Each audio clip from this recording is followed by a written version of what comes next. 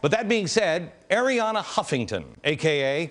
I like to call her Media Matters after a few drinks, went on national television and claimed that we are saying on this program that President Obama is going to slaughter people. Watch.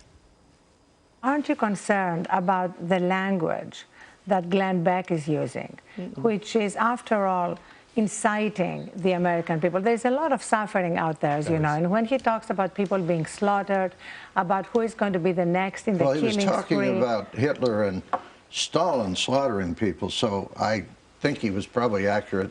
Also, no, I'm he a was little, talking about this administration. Okay, she went on. He was talking about this administration. I actually had to look this up. I didn't think I had said anything, but she was so offended by this that she went on television to talk about it again on the same network. May I show? The same network that had the flatline, this one right here. So nobody watched it, so we're giving them a public service announcement right now. This network, they just had a guy compare the Republicans to the genocidal government of Cambodia just the day before she went on. So there's classy. Classy.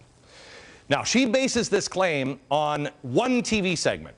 Now, remember, I want to play this segment for you. This is a serious point. This is no joke. I want to show you the segment here.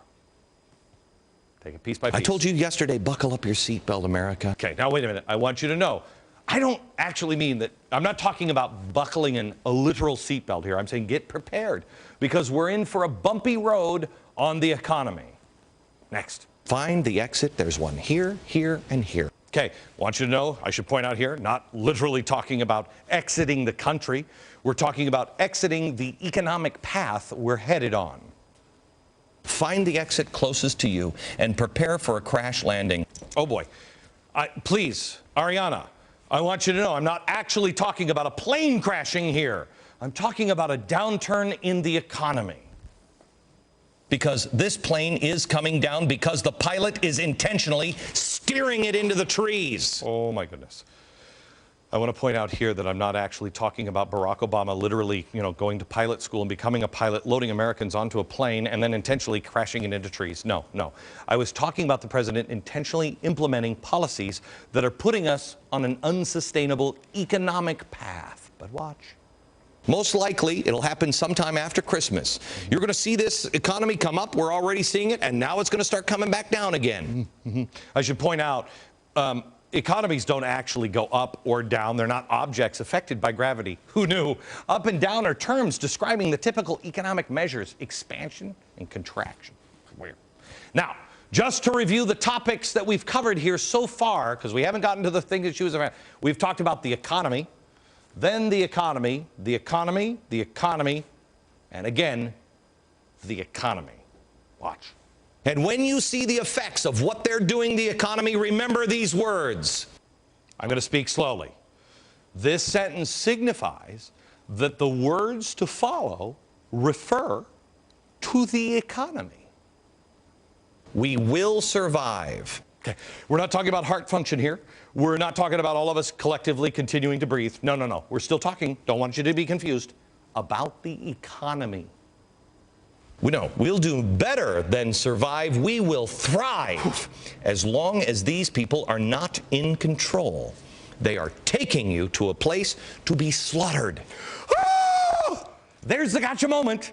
Now, some would say that by introducing this last sentence, by saying, when you see the effects on the economy, remember these words, that this last sentence might also be about speaking of the economy as well. But no.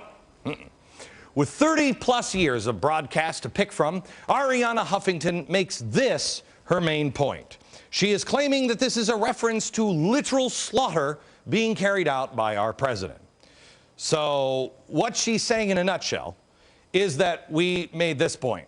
That I first talked about the economy, then the economy, then the economy, then the economy, and then I seamlessly moved into genocide without any kind of warning. Genocide by our president without any kind of transition or notice. Now, if I were that talented of a TV host, I think I'd be winning by 20 times. Back to the chart, please. I think I'd be winning by 20 times instead of the measly 13 times that we're currently winning by. The left is so desperate because you're winning.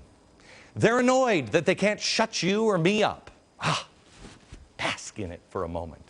All of this is a very, very good sign. Bill O'Reilly is next.